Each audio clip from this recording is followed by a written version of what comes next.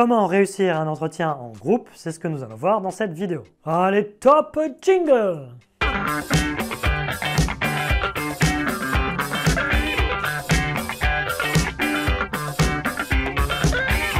Salut les mails, c'est Rich the Recruiter, pour vous servir bien sûr. Aujourd'hui les mails s'envoient 8 astuces pour réussir votre entretien en groupe.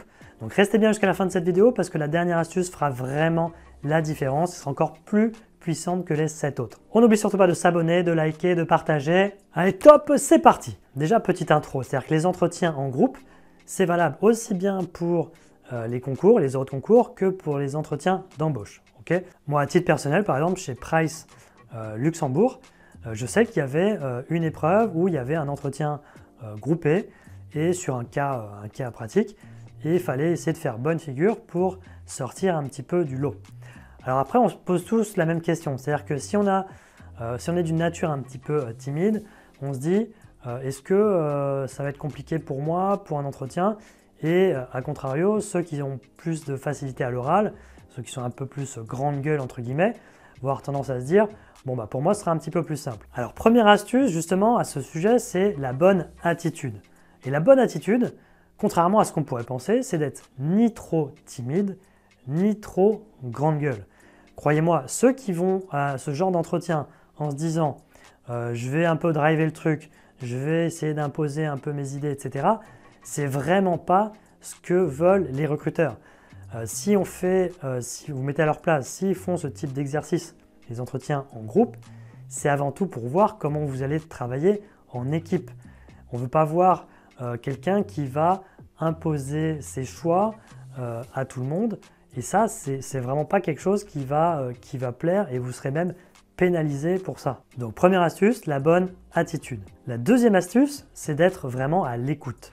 C'est-à-dire que quand vous allez travailler sur un cas pratique, vous allez tous lire, soit vous lisez tous la même chose, le même intitulé, soit chaque personne va avoir un peu d'informations et après il va falloir centraliser toutes ces informations pour soit résoudre un problème, soit pour avancer sur quelque chose, peu importe. Et là, vous allez marquer beaucoup de points si, avant de penser à vous mettre en évidence, parce que certes, il va falloir vous mettre en évidence à un moment ou à l'autre, mais on va le voir dans les prochaines astuces. Avant de se mettre en évidence, il faut penser à écouter ce que les autres ont à vous dire.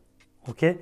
Il n'y a rien de tel que de prendre l'information, de raisonner, de réfléchir à ce que vous pouvez amener comme valeur et ensuite amener de la valeur. Il ne faut surtout pas essayer de se mettre en évidence de suite, quitte à dire un peu n'importe quoi. Là, vous serez vraiment pénalisé. Donc, deuxième astuce, soyez à l'écoute et n'hésitez pas à prendre des notes quand d'autres membres de l'équipe vont amener des informations importantes. Parce que c'est ça, croyez-moi, c'est ça qui est difficile, c'est que tout le monde va essayer d'en placer une et après, il va falloir faire le tri de votre côté entre les informations pertinentes, les informations très importantes et ceux qui veulent juste parler pour parler, histoire de dire qu'ils sont là et se mettre en évidence. La troisième astuce, ça va être de savoir s'imposer au bon moment. Et cela va impliquer de savoir passer vos idées et des idées que vous allez argumenter. Comme on l'a vu précédemment, il ne faut surtout pas essayer de parler pour que les recruteurs qui vous observent se disent « tiens, il a pris la parole », etc. Prendre la parole, c'est bien, mais il faut prendre la parole pour amener quelque chose de bénéfique à tout le groupe. Donc, prendre la parole au bon moment, une fois que vous avez suffisamment d'informations pertinentes selon vous, vous allez pouvoir passer vos idées et l'idée derrière ça, ça va être de faire avancer le groupe pour résoudre le problème. La quatrième astuce, ça va être d'être le gardien du temps. Souvent, même tout le temps, il y a un temps imparti, vous êtes chronométré pour faire ce genre d'exercice et clairement, vous n'allez pas avoir 2 heures pour le faire. En général, c'est plutôt autour d'une demi-heure, voilà, peut-être une demi-heure, 40 minutes max. Et dans ce genre d'exercice, la plupart des candidats ne suivent absolument pas le temps. Donc être le gardien du temps, ça veut se dire que dans votre tête, vous êtes dit « Ok, on a par exemple, je sais pas moi, une demi-heure pour faire cet exercice. » Et après, il faut essayer de se dire, en fonction de ce qu'il faut faire, il faut essayer de se diviser ça par étapes, d'accord? Et de se dire, bah voilà, au bout de 5 minutes, on aurait dû terminer sur tel point. Et si ce n'est pas fait, c'est d'alerter le groupe sur le fait que, bah voilà, là, ça fait déjà 5 minutes ou 10 minutes. Maintenant, si on n'a pas trouvé ça, telle ou telle chose, il faut passer à la suite.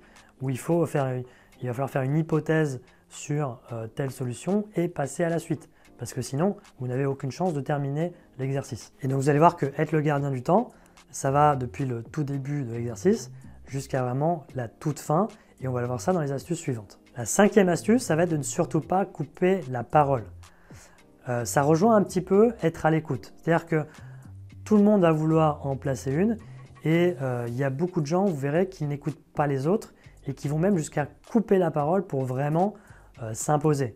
Ça, n'oubliez pas que derrière, on va voir comment vous allez travailler en équipe.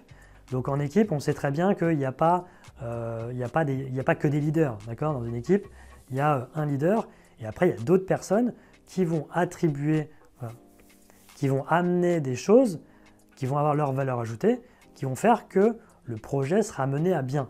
D'accord ?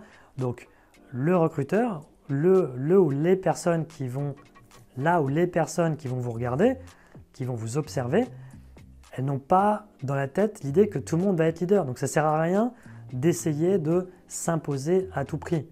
Il vaut mieux être celui ou celle qui va bien réfléchir, bien raisonner et amener sa valeur ajoutée au bon moment, qui sera impacter l'équipe de manière positive et au bon moment. Ne surtout pas couper la parole et vraiment privilégier l'écoute des autres membres de l'équipe. La sixième astuce, ça va être de recentrer le débat. Encore une fois, dans ce type d'exercice, ça peut partir dans tous les sens. Toujours la même idée derrière. Tout le monde essaye d'amener sa petite pierre à l'édifice. Voilà, sauf qu'il y en a qui vont parler pour ne rien dire. Il y en a qui vont penser amener quelque chose de bénéfique au groupe. Alors c'est une volonté de bien faire, mais au final, c'est pas bon. Okay ? Donc dans ce type d'exercice, il faut toujours qu'il y ait une personne qui arrive à recentrer un peu le débat, parce que très vite, on a tendance à se disperser. Okay ? Donc pareil, si au bout de 5 minutes, vous avez fait un peu, vous avez tâtonné, vous avez vu un peu comment fonctionnaient les gens autour de vous, okay, qui était un peu leader ou voulait se faire passer pour un leader, qui était la personne qui raisonnait bien et qui amenait des choses bénéfiques au groupe, qui était la personne qui était un peu le boulet et qui ralentissait un peu le groupe. Okay ? Et donc après, c'est à vous de voir si au bout de 5 minutes, vous ne partez pas dans la bonne direction, c'est à vous de dire ok, alors juste pour rappel, l'objectif c'est telle chose, je pense qu'il serait préférable de se recentrer et de repartir dans telle direction. Vous voyez, vraiment de recentrer tout le groupe pour ne pas se disperser. La septième astuce, ça va être de parvenir à résumer les idées de tout le monde, de tous les membres de l'équipe. Pourquoi ? Parce que quand vous résumez leurs idées, déjà ça permet à tout le groupe de réfléchir. Il n'y a pas juste une personne qui a balancé son idée comme ça et puis après elle est parfois un peu oubliée.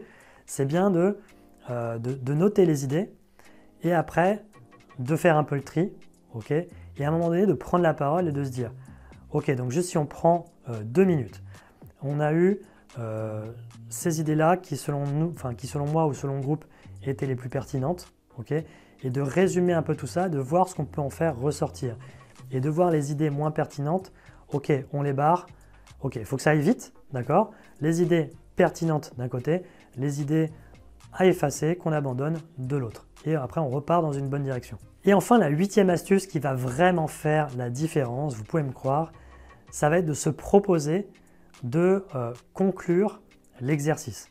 C'est-à-dire que vous avez été le gardien du temps. Là, on arrive à 28, disons que ça dure 30 minutes. On arrive à la 28e, ok, les jeux sont faits, ok, c'est pas maintenant que vous allez renverser tout. Par contre, c'est là que vous pouvez faire vraiment la différence. C'est exactement la même chose que la conclusion d'un entretien individuel. Okay ? Vous savez que dans les autres vidéos, j'explique combien c'est important de bien conclure un entretien. Là, c'est exactement la même chose. C'est la fin d'un entretien d'embauche groupé ou d'un oral de concours groupé. Il est important d'arriver à placer une petite conclusion qui va faire que, alors, plusieurs possibilités. Soit vous avez réussi à résoudre l'exercice, il y avait vraiment une solution à trouver, vous l'avez trouvé, c'est super, mais c'est bien de formaliser les choses pour le groupe et pour les gens qui vous regardent. Mais avant tout pour le groupe, d'accord ? En faisant ça, vous mettez au service du collectif. Autre possibilité, à la fin de l'exercice, il n'y avait pas une solution à trouver, mais il peut y en avoir plusieurs. Et c'est là, il faut se prendre les le temps qui reste pour voir avec le groupe quelle est la solution que vous allez privilégier en accord avec tout le monde. D'accord? Après, ça peut être, si tout le monde n'est pas d'accord, ça peut être à main levée, ok, pour que la majorité l'emporte. Mais l'idée, c'est que vraiment, à la fin de l'exercice, vous ayez une solution qui convienne au plus grand nombre. Autre possibilité, ça peut arriver qu'à la fin de l'exercice, il y ait vraiment plusieurs personnes qui aient des idées bien différentes, qui proposent des solutions bien différentes. Après, dans ce cas-là, tout ce que vous pouvez faire dans votre résumé, dans votre conclusion, c'est de présenter les différents points de vue. Ok ? Encore une fois, ça se trouve, il y a plusieurs solutions.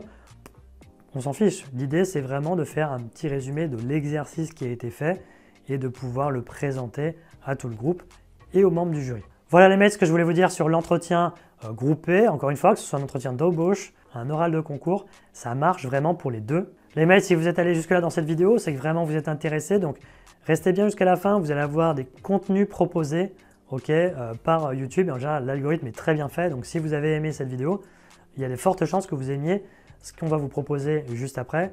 Et après, n'hésitez pas à faire un tour dans les playlists. Il y a plusieurs playlists.